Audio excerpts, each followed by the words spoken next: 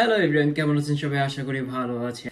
আসলে travel blog, রান্না blog করার পর আসলে কিছু ইনফরমেটিভ বিষয় তো আপনাদেরকে দিতে হবে। সো ইনফরমেটিভ বিষয়গুলো তো খুবই ইম্পর্টেন্ট, কারণ আমি যেহেতু ইউকে থাকি, আমি ইউকে সম্পর্কে কিছু ইনফরমেশন আপনাদেরকে দিতে চাই।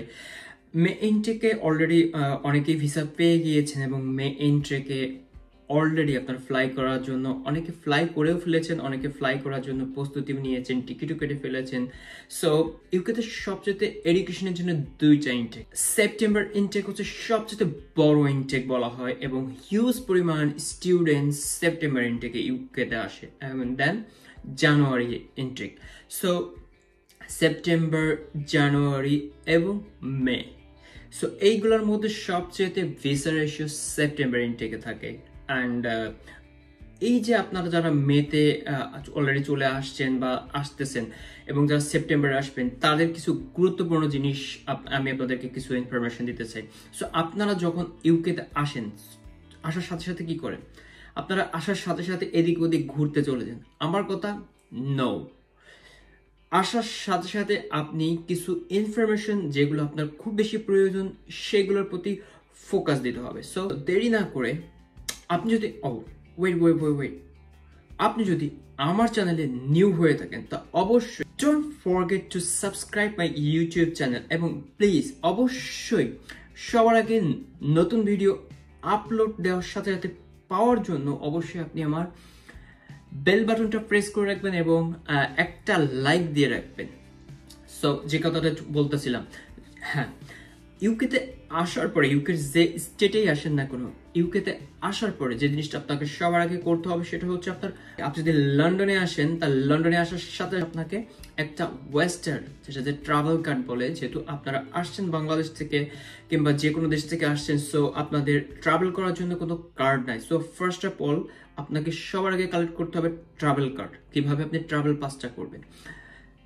দেন আপনার যে জিনিসটা মোস্ট ইম্পর্টেন্ট সেটা হচ্ছে BRP, means biometric residence permit card.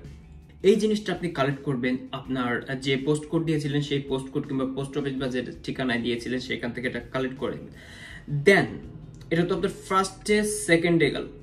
Third ডেতে যে জিনিসটা করবেন, বিআরপি যদি আপনি পেয়ে যান সাথে সাথে, তাহলে সবার আগে আপনি ব্যাংকে অ্যাপ্লিকেশন করতে হবে। সবচেয়ে বেশি সুবিধা হচ্ছে আসার সাথে সাথে যদি আপনি বিআরপি কালেক্ট করার পরে যদি আপনি একটা অনলাইন ব্যাংকিং এর যে কোনো রিভলিউট, মঞ্জো, মনিজি, স্টারলিং, ওয়াইজ, পেপ্যাল, হোয়াটএভার যেটাই পান না করো, সবগুলোতে অ্যাপ্লিকেশন করে রাখবেন।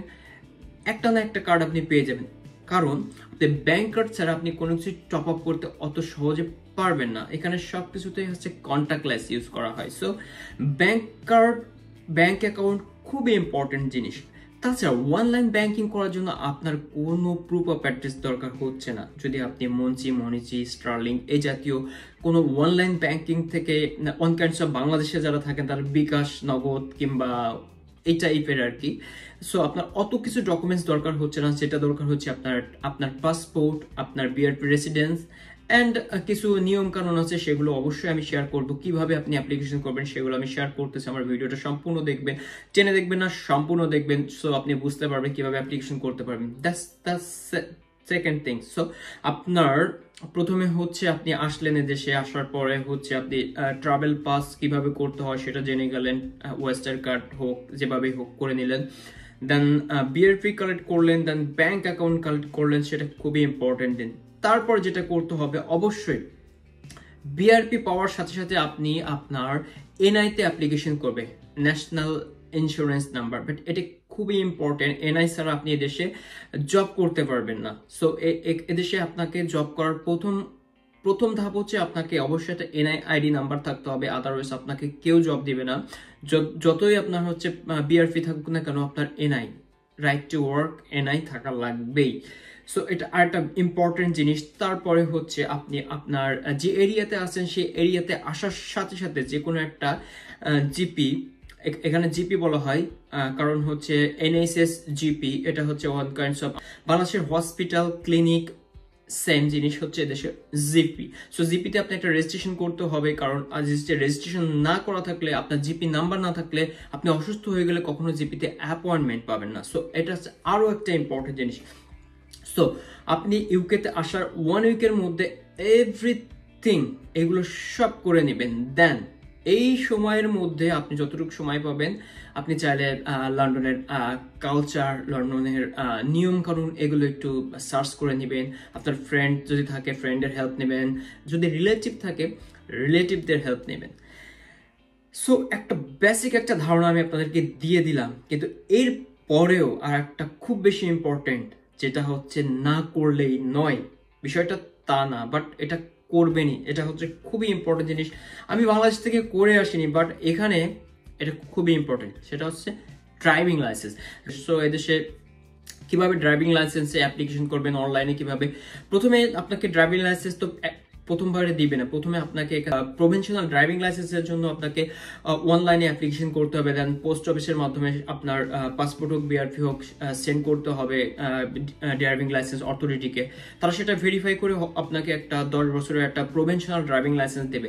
এই প্রভিনশনাল ড্রাইভিং লাইসেন্স দিয়ে আপনি দেখা যাচ্ছে ব্যাংক অ্যাকাউন্ট করতে পারতেছেন, প্লাস আপনি অনেক জায়গায় এটা ব্যবহার করতে পারতেছেন আপনার আইডেন্টিটি হিসেবে।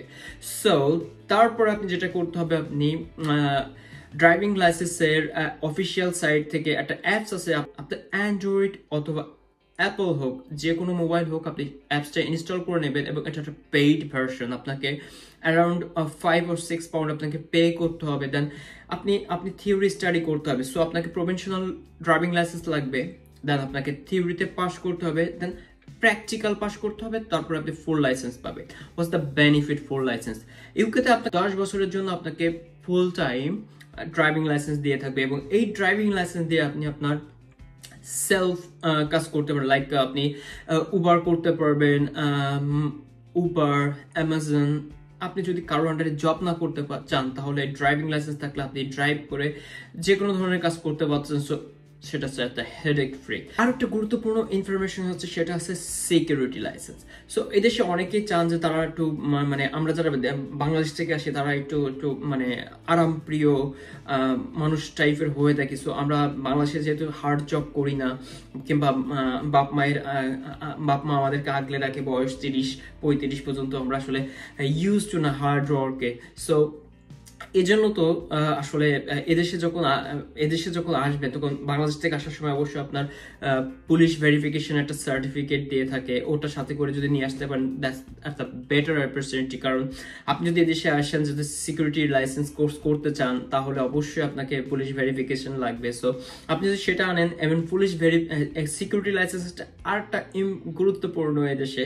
সো আপনি যদি সিকিউরিটি অফিসার হিসেবে কাজ করতে চান, তাহলে অবশ্যই আপনার আসলে সিকিউরিটি ট্রেনিং করতে হবে। জন্য আপনাকে সবকিছু মিলাই ট্রেনিং এবং লাইসেন্স ফি সবকিছু মিলাই অ্যারাউন্ড 500 পাউন্ড মতো খরচ হবে। সো সেটাও কিন্তু আপনি করতে পারেন।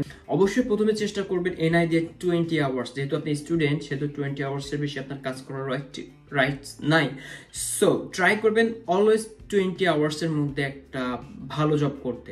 এবং যারা বাংলাদেশ থেকে আসেন, তারা অবশ্যই যদি সম্ভব হয়, তাহলে হোটেল ম্যানেজমেন্টের উপরে, যেমন কুকিং, সার্ভিস, এই টাইপের জব ইউকেতে একটু অ্যাভেলেবেল থাকে। সো যেহেতু আমাদের ইংলিশ স্কিলসটা অত ডেভেলপ না, সো আমাদের এই জিনিসটা, এই অ্যাকসেন্টটা ধরতে প্রায় 2-1.5 বছর লেগে যায়। এটা ডিপেন্ডস করে আপনার অ্যাবিলিটির উপর, আপনার স্কিলসের উপর, আপনার মানে ক্যাচ করার, ব্রেন ক্যাচ করার উপর, যে আপনি কত দ্রুত ক্যাচ করতে পারছেন তার উপরে। সো যতটুকু সময় পাবেন আপনি চেষ্টা করবেন আসলে ইংলিশ কোনো এরিয়াতে জব করার জন্য, ইংলিশ কোনো এরিয়াতে থাকার জন্য।